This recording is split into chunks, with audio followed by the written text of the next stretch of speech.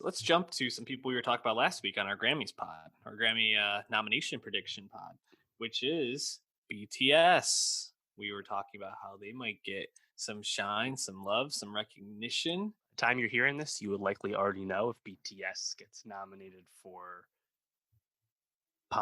best pop song, pop performance, something like that.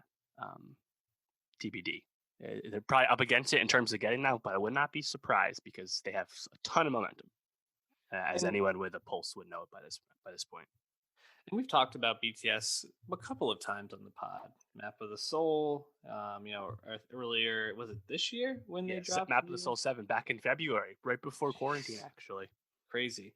Um, and I think we also talked about Persona the year before, if I'm Yep. recalling. So Mhm. there's a couple of things to go back and reference if you want to hear our earlier thoughts. But B, their newest album, uh, it was interesting. This album moved my opinion of them ever so slightly. I still think that they're a rocket ship, in terms of just potential and in terms of quality of pop music, they're definitely at the top in my opinion in the world, and the numbers will back that up. But um, this album felt more Jonas Brothery Oh, to me, which I didn't know if wow. that was such a good move. I think Dynamite is probably the song that solidifies that for me. I mean, that feels like it could have just been a Jonas Brothers song in a lot of ways, but Hmm. even the vibe throughout just was this more like toned back pop, R&B influenced sound that seemed a little bit more. I guess they're always in their feelings, but this felt a little bit more like I don't know, lover boyish than anything. Did you get that same sense, or am I off on Oh, sure. Yeah. I mean, so you have Map of the Soul 7 was an hour long full length album. On that, you have still a wide range of music as their sound is wont to do, but you notably had the biggest song to date for them at the time, On, which is a very anthemic K-pop song, kind of that? traditional but still really great. And that's just probably my favorite BTS song still. You don't get that anthemic song on B. If you listen to the guys do press on for this album, they'll say that the reason it even exists is because they had more downtime in 2020 due to the lack of touring. And I mean, that's an obvious thing to think about, but BTS normally are very, very busy people. They perform a lot. They are always working. And you look at the credits on this, the guys co-wrote almost all the songs. There are production credits. They're more hands-on than the typical K-pop star unit. Big Hit, their management did a lot of the early decision making. In most K-pop groups, the work is done in-house and not actually by the performers. So it seems like this is something BTS just kind of wanted to make, and is reflexive of how they've been feeling. And I think that sad boy but still optimistic sound does make sense for something coming out at the end of 2020, given the Oh, year for they've sure. had as well.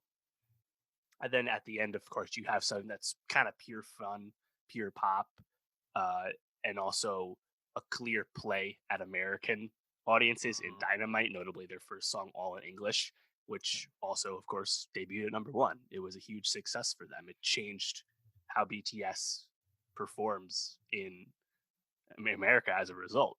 Mhm. So what I wanted to see going in was, were they going to make an album that was all dynamite, very westernized? They didn't do that. I think you Yeah. get a lot of the stuff that they still like to do, where the sad boy stuff, right? Like, I think a lot of the songs on B are close to like Louder Than Bombs. On Map with Soul 7, more Mhm. um, understated. But I still find a lot of moments to like. Fly to My Room and Telepathy, I think, stood out to be the most among the new tracks. What about you?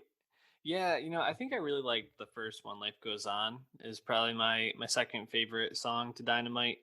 Um, you mentioned Telepathy too. I don't think any of the tracks are necessarily bad. That's the thing, is that this is still, like, really solid pop music, and the grooves and melodies on this are really Hmm. wonderful as well. I think I just I'm thinking about how Map of the Soul 7 started, right? And like intro persona is this like Yeah. huge rock guitar like blaring song. It kind of like sets the tone for this expansive, album. And then this just feels so toned down, and I Yeah. think it just feels a little bit more like they were going for a more specific type view than maybe something earth shattering. But Right. Definitely. you can't knock them because, like you said, this is something that is more of a product of the time they're living in, more so than anything that was probably they've been planning for a long time.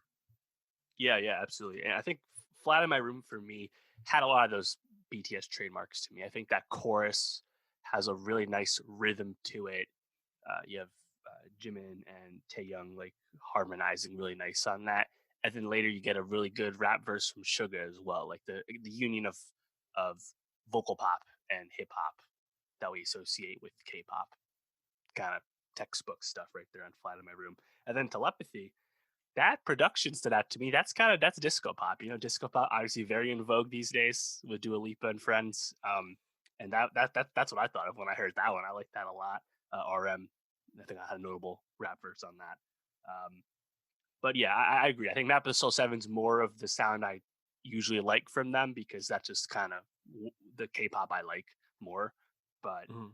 I mean, the fact that we even got a second home from them this year is kind of a win to me. Like, Totally. um, so I'll take it. And like, I mean, when Dynamite came out in later in the summer, way after Episode 7, I was like, wait a minute, like BTS is gearing back up again. This is kind of crazy.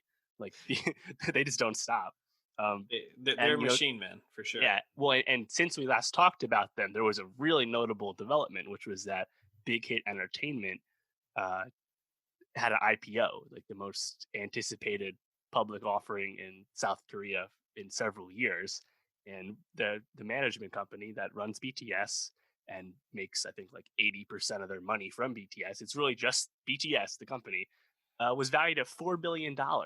And all the BTS guys got a lot of stock and became multimillionaires off that. And they're already very wealthy, but like uh, it was an interesting, I think, like business music industry development because the BTS army, the loyal stands of BTS that are Legion, because they are so loyal, they've almost been weaponized, and I think all the army would say knowingly and happily to like make the company and the band even more money, you know, because they're so invested in the success of this group that they're looking to buy shares in the band and driving the price up as a result. It's kind of interesting because it's uncommon. It's a new thing. BTS the company. How do you think Nowstalgia the company would do on the Nasdaq? I don't know if we're ready to be listed yet. You know, We're subscribe at youtube.com/nostalgia pod though if you'd like to make that happen.